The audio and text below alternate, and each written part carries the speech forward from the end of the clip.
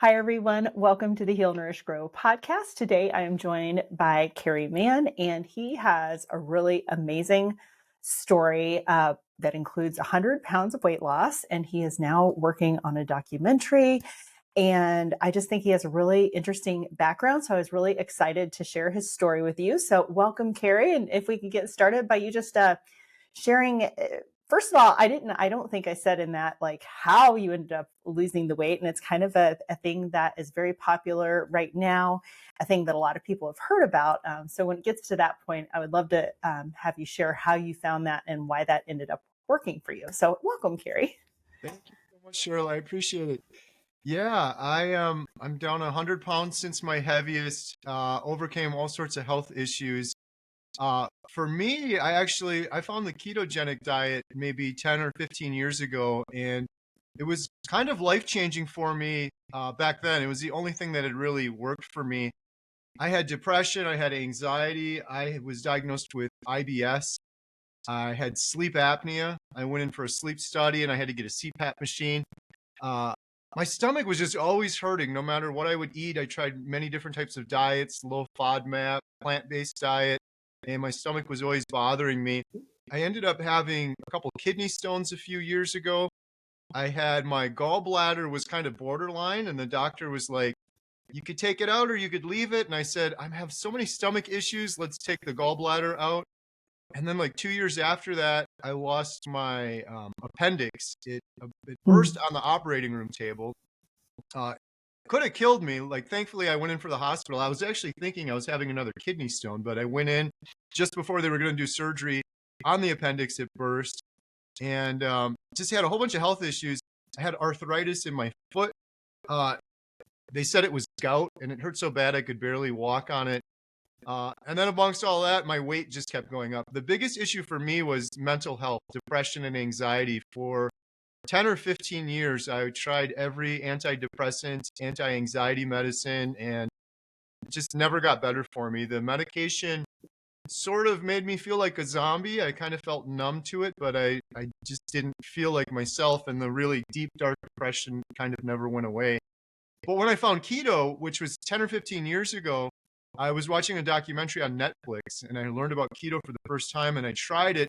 It was the only thing that ever touched my depression. I noticed like I feel a little better. I feel different. It was a whoa moment. I'm like, I feel different than I have with any of this other medication. And I started losing some weight and I probably lost more weight on a decent ketogenic diet than I have doing any other sort of dieting my entire life. And I've literally tried every diet. I just couldn't maintain it with keto. I remember at one point I lost about 60 pounds and my wife did too. And I started exercising and we're feeling so good. We have a picture of my wife and myself. And I remember saying, I will never gain this weight back. Like I've figured it out now. And I think it was like 3 or 4 months later, I gained all the weight back and then some. Mm. I would do keto and then I would try to go back to eating in moderation, which for me is like moderating an addiction to carbohydrates. And I could never do it and I would end up gaining the weight back. But long story short, I found carnivore diet, which sounds crazy. I know it sounded crazy to me. It sounds crazy to a lot of people. Really what it is just a very strict ketogenic diet. I heard about it from a YouTube video from this guy. He said, I'm going to do this carnivore diet for 90 days. And my wife and I were watching him on YouTube and I'm like, that's crazy. Like you can't eat only meat. You're going to have a heart attack. You're going to clog your arteries. But on the flip side, the guy's story, he was overweight. He had depression. He had IBS. He had all of the issues that I had. And I knew when he was talking about it, I knew the science of a ketogenic diet. I'm like, that will work. That's just a strict ketogenic diet. But there's no way you could just eat meat and sustain it. Well, long story short, I noticed that the video was 2 years old on YouTube. And so I was watching with my wife. I said kind of cynically, I'm like, there's no way this guy's still eating meat. Like, let's fast forward. Let's go watch his most recent video. And I did that. You couldn't even recognize him. He lost all of his weight. He had a big smile on his face. He was talking like his IBS was gone. His mood had improved. His depression had gone away. And that was really what opened my eyes. I still, in my brain, I'm like, this guy's an outlier. He's crazy. That's not going to work for everyone. And then I did a ton of research. I found Dr. Ken Berry on YouTube talking about carnivore diet. I probably watched 1,000 of his videos. And then I found Dr. Philip Ovadia, who's a heart surgeon that's been eating carnivore for about 10 years. He's performed like 4,000 heart surgeries. I'm like, wow, a heart surgeon's doing carnivore? And then I found Dr. Anthony Chafee, who's a neurosurgeon. He's literally done brain surgery on people. I heard Jordan Peterson on Joe Rogan, and he had done the Lion Diet, which is a stricter version of carnivore. And he said he was off all of his antidepressant medication, and he stopped snoring the first week. And I was snoring, and I was on antidepressant medications. I'm like, all of these really smart people, I'm like, I shouldn't do carnivore because these smart people are doing it, but it is worth further investigation. It would be foolish of me to just be like, that's just crazy. I can't do it when all these other people are doing it. And one other thing I forgot to mention, the biggest issue besides my depression was about 7 years ago. I was at home and I got really dizzy. I stood up and my face was numb. My fingers were tingling. I was confused. My wife was asking me what was going on. I couldn't tell her what was happening. She called 911, and I spent the next 5 days in the stroke unit. I had a TIA mini stroke in my late 30s, and they did all these tests on me. Thankfully, I had a couple of symptoms that lasted a while, like vertigo and numbness, and I went to physical therapy for that. But it wasn't like a full-blown stroke, so I didn't have anything like permanent paralysis. But they did all these tests. They're like, you're 37. Like, why do you have all of these health issues? What's wrong with you? And they tested my heart and they said, you have congestive heart failure. Your ejection fraction is 44. Your heart, what that means is, for those that don't know, your heart doesn't keep up with the needs of your body. It's not pumping enough blood. That's why you're getting fatigued and tired. They said it's probably a downstream effect of my sleep apnea. That puts a lot of pressure on the heart. It probably didn't help that I was 100 pounds heavier than I should have been. That puts a lot of extra pressure on the heart too. So all of those things were what was happening. So when I saw Dr. Ovadia, a heart surgeon, that was one of my biggest concerns. I'm like, I can't eat meat. Even after seeing Dr. Berry and some of these other ones, that's going to clog my arteries. That's going to give me a heart attack. And then I heard Dr. Philip Ovadia talking about it. And I really started digging into some more research around the heart and cholesterol and a lot of stuff that I have learned we have been misled on, that even like major institutions have reversed, but sort of the mainstream narrative is you eat meat, you clog your arteries. There's a lot of misconceptions there. So long story short, or maybe a little too long, sorry, I tend to rant for a while. I decided what else do I have to lose? I'm so sick. I have all of these issues. I said, I'm going to just do an elimination diet. I didn't tell myself I'm going to eat meat only. I said, I'm going to stop eating sugar, rice, grains, seed oils, all this processed garbage, boxed garbage. Ultimately, what I was saying was, I'm just going to eat meat. Like that was all that was left. Some people would argue, what about vegetables? And I actually did that for about a year. I did a strict ketogenic plant-based diet. I had just a tiny bit of protein, but it was salad for lunch, salad for dinner, all low carb. It didn't help me for a year. I still had IBS. I still had depression. And now everybody's different. So I'm not saying this for everybody, but for me, that did not help me. So yeah, I decided I'm going to do this elimination diet for 30 days. I'm going to do carnivore diet. I went out, I went shopping, I bought a bunch of meat, and I started from there. So you'd said you'd found keto a long time ago, and that it helped with your depression, but then you'd kind of go off of it and then kind of go back to eating in moderation. What do you think it is about now, having gone to the carnivore diet, that you're able to stay with that? Is it just the effects are so much greater that you feel so good that you don't want to mess it up? Or is it like keto is almost like the training wheels for a more restrictive diet? Or do you have any sense of why you're able now to stay on this better than you were on keto? Because you could argue that, carnivore is even more strict than keto. So why is it that you're able to stay with this one, do you think? Yeah, that is a wonderful question. I'm really glad you asked that, because it was an epiphany I had a while in. So when I started this carnivore, friends, family, my wife, they're like, here he goes again. This is the 47th diet, but this is the real one now, right? This bad, crazy thing he's going to do is working. The difference for me from keto to carnivore was I was always trying to moderate an addiction. When I started doing carnivore, I realized I am addicted to carbohydrates. I'm addicted to sugar, and I can't moderate them at all. And I would do it many times. I would do keto really, really strict, like 20 carbs or less a day. And then every now and then I'll say, I'm just going to have a couple raspberries. I count them all out and make sure like the carbohydrates were low and all that stuff every single time. It was just like, I get a little bit of that. I since learned, like, even if you eat things that don't have sugar in them, if they have carbohydrates in them, they break down in the blood as glucose. And if something breaks down in my blood as glucose, half an hour later, I'm like, I need more of that. I need more of that. And I look at it as more of an addiction. For me in particular, I'm just speaking for myself because everyone's different, but it's like if I was addicted to cocaine or alcohol, I would never do that. And then, oh, it's Saturday. I'm going to have a little beer now. I'm going to have a little cocaine because I did good all week. That was the biggest difference for me. And I guess the second part real quick was all of the other diets I did, and I did all of them. I literally did all of them. Keto was the best, by far the closest, but counting calories, Weight Watchers, all of those things, they always felt forced. They always felt like, I just got to get through this. I'm going to lose 30 pounds, and then I can go back to moderation, and I could go back to doing this. When I started doing carnivore, it felt forced for maybe 2 or 3 weeks until I adapted. And then it was like a switch went off, and something changed for me where it's like, I'm no longer eating food for entertainment or enjoyment. I'm eating food for sustenance. And I really enjoy a fatty ribeye, like a big steak.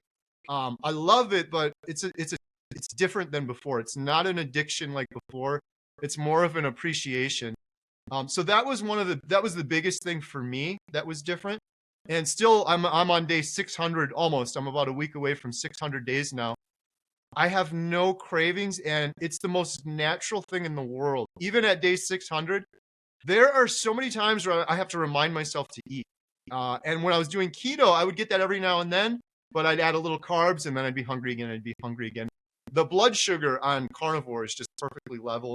And I guess the last thing I'll say real quick, you kind of mentioned this in your question.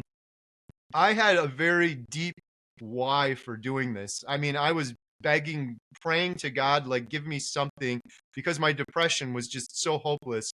And he gave it to me. Like, this changed my depression and I would have given anything in the whole world just to have a baseline. I used to get so jealous of people when I was in the deepest depression. I'm like, man, I wish I could just be normal like that person. And this took me on the opposite end of whatever hopeless is in terms of depression.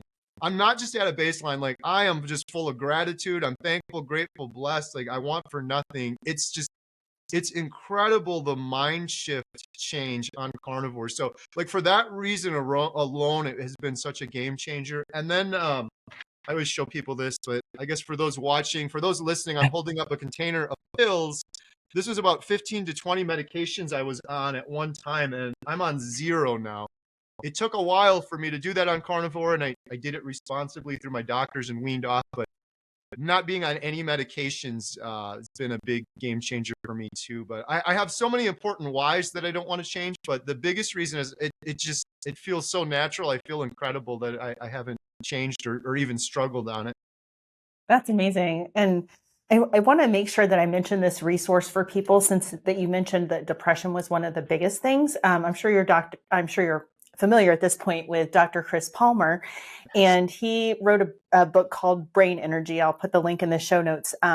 But what Kerry is experiencing on this diet is not an isolated instance. And so Chris Palmer is a Harvard educated doctor. He is doing all this research around using ketogenic, and carnivore is kind of a subset of the ketogenic diet, but to use that to treat really serious depression, bipolar, schizophrenia, things that were not amenable to any other treatments, have gotten exponentially better by changing the diet. And so if you've never heard of this before, I just wanted to put his name out there and mention the book, so that if you're, first of all, obviously don't go off your medication or do anything without talking to your doctor. But I do think exploring this diet brain connection is really worthwhile, especially if you have not had success on the antidepressant medicines that we have, because it's very common that they don't work for people, unfortunately. They only work in, I think the last stat I heard was something like maybe 30% of cases, but most people don't get full relief from their depression just by drugs. So anyway, I just wanted to make sure I put that resource out there for people. And then my follow-up question for you, Kerry, is, you mentioned the heart component, because you'd already had issues with your heart in the past. Before you went on this diet, and you said people were already calling you crazy and all of this, did you do any of your blood markers before you started carnivore? And is that something that you continually follow? I'd just be really curious to hear what your experience with that has been. Yes. So I was to the doctor so much before this. So I had blood work done. The biggest thing I had was I had a heart echo done before doing carnivore. Not because I was doing carnivore. I had just had a couple done because I have had a lifelong irregular heartbeat since birth. And like, highly erratic to the point every time I'd go to the doctor, the nurse will take your blood pressure, they'll check your heart. Every single time they're like, "Oh, do you realize you have an irregular heartbeat?" And every single time I'm like, "Yes, it's in my notes, and you guys tell me this every single time." And I've worn probably 20 different heart monitors. I remember in kindergarten, I had to wear these big vests. And then in the last couple of years, it was just like this little thing, but to always check my heart. So I had that done, cholesterol, blood work. I had most of that stuff done as well. One of the craziest things, so 6 months into carnivore, I had all my blood work done and everything looked excellent. The only thing that was elevated was my total cholesterol number, but there's a lot of misconceptions with that as well. I've actually talked to Dr. Philip Ovadia now, who was my inspiration initially. I've since interviewed him for the documentary we're working on, but he talks about cholesterol, and it's not the quantity of your cholesterol, it's the quality. That's what Dr. Ovadia talks about as a heart surgeon, and you can do an advanced lipid panel to see if you have like the dense particles or the puffy particles, and there's a big difference. There's a lot of science into it. When a lot of people just like, what's the total number? So my total number was up, but when you actually dig into the quality of it, it's excellent. In fact, all of my markers are better now on carnivore than they've been my entire life. My blood pressure is like 120 over 80. The craziest thing is this, and everything I'm telling you right now is verifiable in my medical records, which I've shared on my YouTube channel, and we're sharing in the documentary. Anybody that wants to see it, because people they don't even believe me when I first started talking about this. 1 year into carnivore, I went to the doctor because I'm like, I want to check up this congestive heart failure. When they diagnosed me with that, ejection fraction 44, congestive heart failure, it's really scary. Like, am I going to die? What does that mean? Heart failure. What they told me was it's chronic. Heart failure is chronic. And they said the best you're going to be able to do, Kerry, is keep it the same, but it's probably going to get worse. You're not going to get any better from this. But on 1 year onto carnivore, I felt like I could run a marathon. And prior to this, I would stand up and I would get dizzy.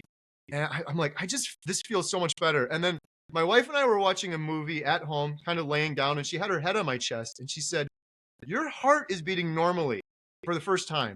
And my wife and I have been together since age 14. She's been to many of my appointments. And I'm like, "You don't know what you're talking about. You're not a doctor." There's no way. I went to Walgreens and I bought a stethoscope and I listened to it. And I'm like, oh my goodness, this sounds normal to me. And I felt so much better. So long story short, I'm like, I'm going to go into the cardiologist. First time, all of these appointments I've had throughout my whole life. On carnivore, I wasn't sick at all. That whole first year, I wasn't sick at all. Didn't need to go to the doctor for anything. But I'm like, just want to check this out. They set me up for a heart echo. They checked my heart and my ejection fraction is 65, which is normal. For a lot of people out there, I thought, why isn't it 100? I want 100. It doesn't get to 100, you would die. 65 is perfect. So my irregular heartbeat is the other thing. So I reversed the congestive heart failure, and my irregular heartbeat that my wife checked, they checked it in the echo, and the cardiologist checked it, the nurse checked it. Normal, normal, normal. For the first time in 43 years, my heartbeat is normal, which that almost blows my mind more than the congestive heart failure. I've heard of people like have temporary irregular heartbeats, but since birth I've had it, and it's completely normal now. It's crazy. Some of this just blows my mind. I talked to Dr. Philip Ovadia about it. I'm like, how is this possible? And he said, well, there's a couple things. The heart performs much more efficiently while in ketosis. When your body is burning fat for fuel instead of sugar, the heart and the brain perform more efficiently. But he hadn't heard of cases like this. It's really uncharted territory. People that get congestive heart failure don't normally go, I'm going to only eat meat now. So it's kind of a rare thing. But he also said, you lost a bunch of weight that first year. So I'm like, right now I'm down 100 pounds since my heaviest. That's putting a lot less stress on your heart. And then also I took some electrolytes on carnivore, like some magnesium and things like that. And he said that could help as well. So it could be a couple factors, but he's like, it's basically, it's uncharted territory. The last thing I'll say real quick, I announced this on my YouTube channel. I had a ton of responses, and I have had dozens of people tell me the same thing, that they've either reversed their congestive heart failure or their irregular heartbeat. I know it's all anecdotal and it's not real science, but a lot of people coming out of the woodwork saying similar results. So it's kind of interesting. Yeah, that's amazing. And I hope that you're have the ability to get some of those people on your documentary as well, because that's really interesting evidence. I mean, like you said, it's not a controlled study or anything, but you can't deny, and especially when this is something that you've had your entire life, and then you get this change from a diet. I mean, it's almost like a legitimate miracle, honestly. Yeah. I mean, Um, I tell people it really saved my life. Like it was so hopeless there at the end. And um, within the first 30 days of me doing carnivore, I stopped snoring almost right away. The depression, anxiety took a while longer, but 3 weeks in, I had this, whoa, what is going on? Like I feel my mood is better. The depression wasn't completely gone, but and then the IBS within a couple of weeks, my stomach. At one point, I said to my wife, "I'm like, I can't feel my stomach. Like, what is going on? There's always been this weight or this pressure there, and it was just completely gone." And yeah, I was just so excited from there. And then I started doing more research and hearing more people sharing similar results. So, what would you say to somebody that's out there that's hearing this? Maybe they've had depression now or in the past. Maybe they feel like they would feel better if they lost some weight. What advice would you have for them, having gone through this process and having been someone that has tried every diet out there? What would be your advice to how to get started with carnivore? I love your question. This is the biggest reason I'm so passionate about this. I was hopelessly depressed, and I thought it was something wrong with me. It's a fluke, it's a genetic issue, it's a chemical imbalance, it's hormones. I don't know. It's just, there's something wrong with me that I'm always going to be depressed. And sadly, I think there's a lot of things that happen in healthcare that do that. They almost put the blame on us, or it's a fluke, or we don't know. And then it's hopeless then because you're never going to treat the root cause of the problem. I don't believe anyone is hopeless or they have, from what I've heard. So you mentioned Chris Palmer. He's incredible, absolutely incredible, the work he's done. There's also Dr. Georgia Ede. She recently came out with a book, Change Your Diet, Change Your Mind. And it's speaking about a lot of the same stuff and expanding on what Chris Palmer talked about. So many instances of people overcoming horrible depression, schizophrenia, bipolar disorder. It's like it's at the early stages because it's kind of a new area, but it's happening on just a huge scale right now. So my advice for people would be just try this. You don't have to be hopeless. And carnivore sounds crazy, but what I've realized afterwards is what I am doing is returning to what is natural for humans as close as possible. As humanity, we've gotten so far away from what is natural. The 60,000 products in the grocery store, that's a new phenomenon. Like being able to go on your phone and just tap and have food here. The foods that we're eating now, it's crazy. Some of it's starting to come out now, but people argue like even vegetables. When you look at vegetables now versus 50 years ago, they have 1/7 the nutrients they did 50 years ago. Plus you have pesticides. Plus you have glyphosate. Even on organic vegetables, 60% of those have glyphosate on them. 60% of them, and glyphosate is an antibiotic. So we have escaped so far from what is natural. My advice for people that are hopeless with depression, try this. I spent 15 years on so many different SSRIs and antidepressant medications, and I would have given anything for just an additional tool in the toolbox that would have given me hope. And I'm telling you, like, this is what it is. And it's not just me. I have interviewed hundreds of people that have done a carnivore diet, both for my documentary and YouTube. And almost every single one of them had some component of mental health issues. Some of them had major depressive disorders, bipolar. Almost all of them, though, have brain fog, anxiety. And every single one of them has noticeable improvements or complete reversal or remission of depression, anxiety when they eat a proper human diet. And the encouraging thing is for a lot of people, it happens within 3 weeks to a month.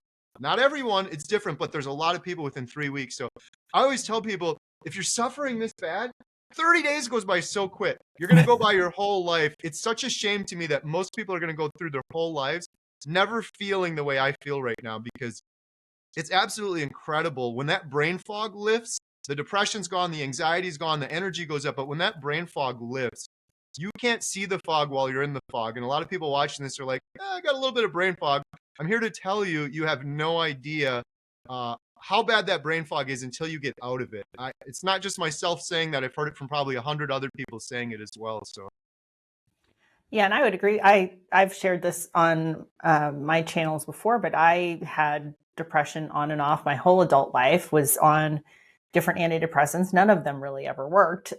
Fortunately, it wasn't a super severe depression or anything like that, but it was always there with me. And it was like I said, on and off. I'd try different things, it would never work. And it wasn't until I went keto that I really noticed a significant difference. And ever since I went keto in 2017, I haven't been on any antidepressant medication since. And that's not to say, every time there's times in your life where things are going on and things shift. And it's not to say you never feel sad again or you never get depressed for a short amount of time, but it's not the same thing as what we're talking about as being like you're depressed enough that you need to go on medication. So yeah, I would totally agree with you. And we're not the only ones out there. There's plenty of people that have had this experience. And I think the more that people talk about it and the people that actually somebody that in real life that knows you and has seen the experience of you changing from how you were, for the last 20 years of your life to how you are today, Kerry, it's like they've got to just have no question in their mind that this is what promoted such a huge change.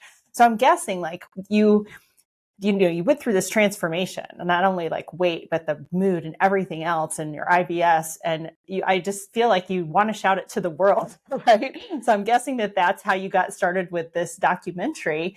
And I'd love to hear who you've been talking to. I know you've got Dr. Ken Berry. You mentioned the iFix Hearts guy. Who else have you been talking to, and what's kind of your goal with the documentary? What do you hope to accomplish, and who else do you need to talk to in case anybody hears this and wants to tell their story to you? yeah, it was day 67 of Carnivore for me. I said, we need a documentary about this because this is powerful. I did a video on my YouTube channel on day 30, my 30-day update, and it just kind of went crazy, which was great. But the comments I was getting, it was like, I had comments from people in their 60s, 70s, 80s. They're like, I've been doing Carnivore for 5 years. I'm thriving. And they're telling me all of these things, overcoming depression. And my worry was, though, Dr. Berry and some of these other guys, they're doing a great job on YouTube, but I'm like, YouTube's such a small subset of the population. I learned about keto through a Netflix documentary years ago. So I'm like, we need a documentary on carnivore. There's a lot on keto that are very good. And so I just announced it rather foolishly, actually, because I've never done a documentary before.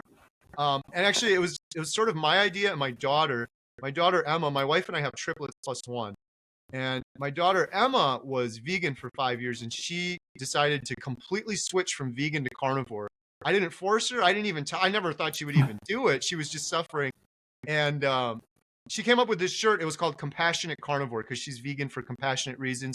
She'll only eat meat if it's compassionately raised. We get a lot of our stuff from our neighbor. It's grass-fed, grass-finished. The cow is a good, no feedlots, nothing like that. So I said, you're a compassionate carnivore. She made this shirt. We were going to sell the shirt, and I'm like, I don't feel right profiting off of this. I feel like I was so sick for so long because of greed sort of run amok.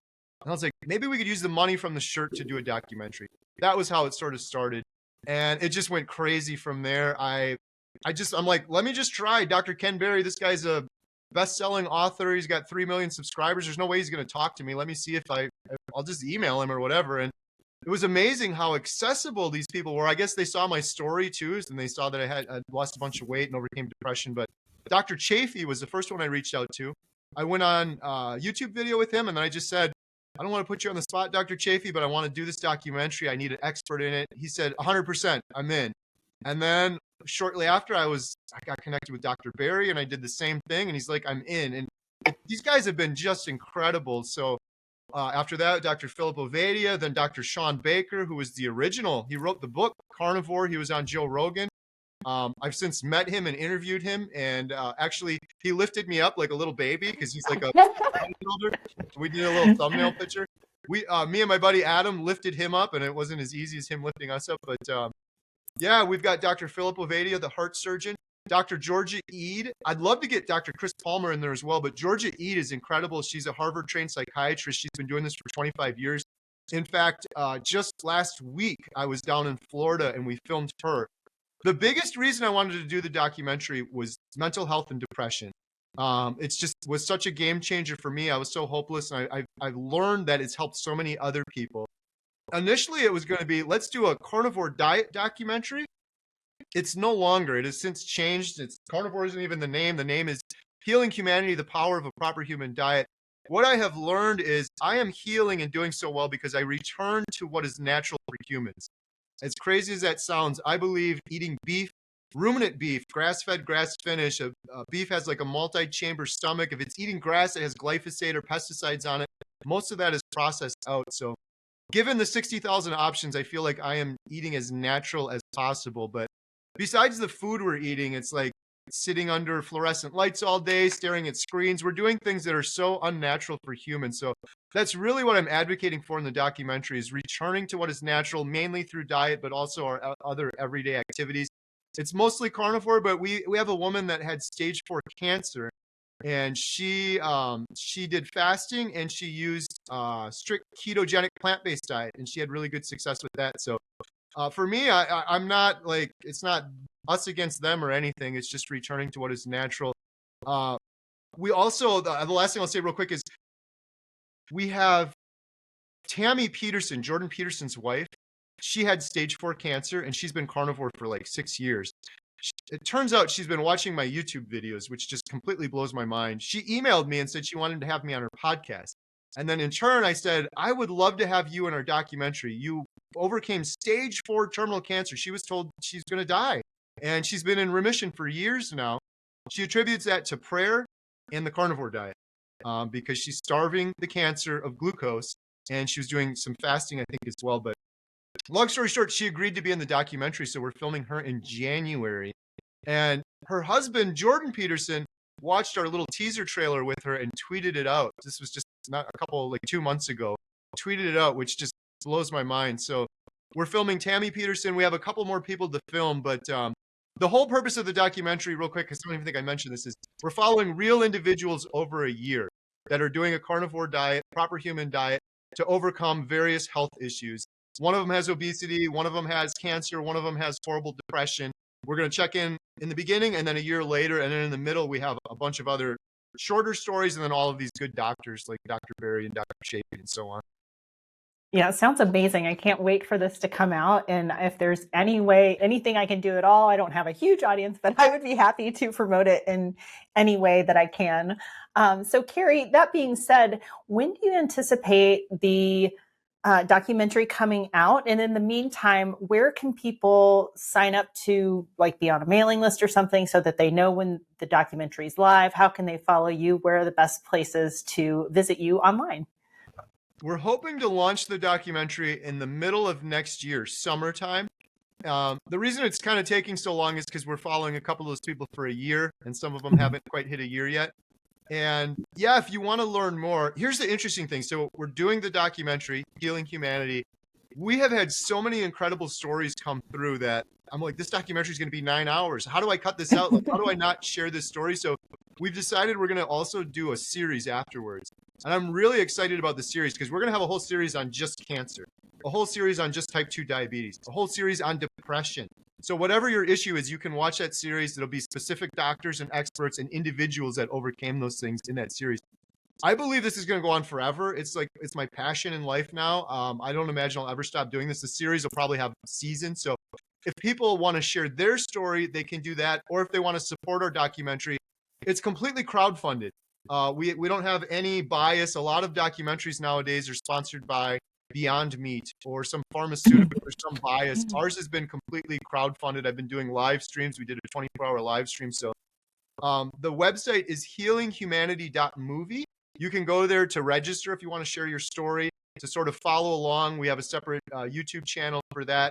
If you're interested in donating and supporting what we're doing, we like sell the shirts, and every penny we get from the shirts, the donations, it goes 100% to the documentary. I'm not taking a salary.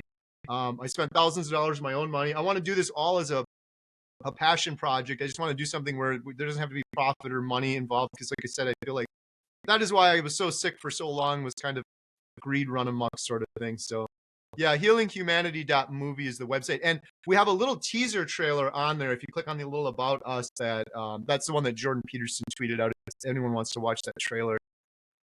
Yeah, amazing. And you also mentioned you have a YouTube channel, of course, so people should follow you there as well. Is that something with Homestead, right? Yeah, it's a little unusual. So it's called Homestead How, How. I've been homesteading for years and doing YouTube, and then I found Carnivore. Now I just do carnivore videos. But I have hundreds of interviews on there. In fact, just yesterday, I interviewed Dr. Ken Berry again for the second or third time. That one's not quite live yet, but I do lots of carnivore interviews and have the good doctors on and live streams and things like that. So that one's Homestead How.